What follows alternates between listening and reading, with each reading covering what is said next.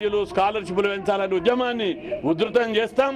ఇక 8 రోజులు చూసి మంత్రులను గెరావు, ముఖ్యమంత్రిని గెరావు, శాసనసభ్యులను గెరావు, ఇండ్లు ముట్టడి లాంటి ఉధృత కార్యక్రమాలు చేస్తామని హెచ్చరిస్తున్నాం.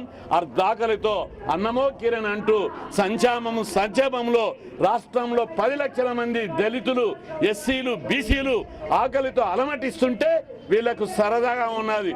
ఖబర్దార్, మీ సంగతి ఏదో మా మెచ్చార్జీలకు మీ యొక్క అధికారానికి లింక్ ఉంది బేటా అని చెప్పి హెచ్చరిస్తున్నాం.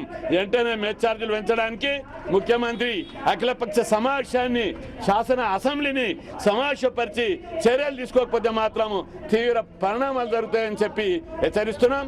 అదేవిధంగా ఫీజుల రియంబర్స్మెంట్ పథకానికి అనేక గండ్లు కొట్టావు, అనేక తూట్లు వడిచావు. దాన్ని యథావిధంగా సాచురేషన్ పద్ధతిలో గతంలో ఏ విధంగా అయితే పూర్తి ఫీజులు ఇచ్చేదిందో అదే విధంగా పూర్తి ఫీజులు ఇవ్వాలని చెప్పి డిమాండ్ చేస్తున్నాం. రాష్ట్రంలో ఉన్నటువంటి బీసీ సంఘాలు, దళిత సంఘాలు, గిరిజన సంఘాలన్నీ కూడా జాయింట్ యాక్షన్ కమిటీ ఫామ్ చేసి ఈ ప్రభుత్వానికి వ్యతిరేకంగా మెచ్చార్జీలు పెంచే వరకు కూడా ఈ ప్రభుత్వం మీద పెద్ద ఎత్తున ఉద్యమం చేయాలని. ఎమ్మెల్యేల జీతాలు 3 రెట్లు పెంచారు. 40,000 ఉంటే 1 లక్ష మీద పెంచారు. మంత్రుల జీతాలు 60,000 ఉంటే 2 లక్షలకు పెంచారు. అదేవిధంగా మంత్రుల కాలు తిరగనీకే ఫ్లైఓవర్లు, రింగ్ రోడ్లు, అవుటర్ రింగ్ రోడ్లకు బడ్జెట్ ఉంటుంది, అన్నిటికీ బడ్జెట్ ఉంటుంది. కానీ మరి ప్రజల దగ్గర పీడించి కరెంటుకు అయితే సర్ఛార్జీలని, ఆచార్జీలని 3-4 రెట్ల పన్నులు పెంచారు. ప్రతి రంగం మీద పన్నులు పెంచారు.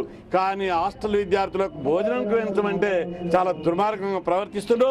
ఈ ప్రభుత్వం బీసీ, ఎస్సీ, ఎస్టీలు చదువుకోవద్దనేటువంటి కుట్ర వాళ్ళకు ఉన్నట్టు మనకు స్పష్టంగా అనిపిస్తుంది.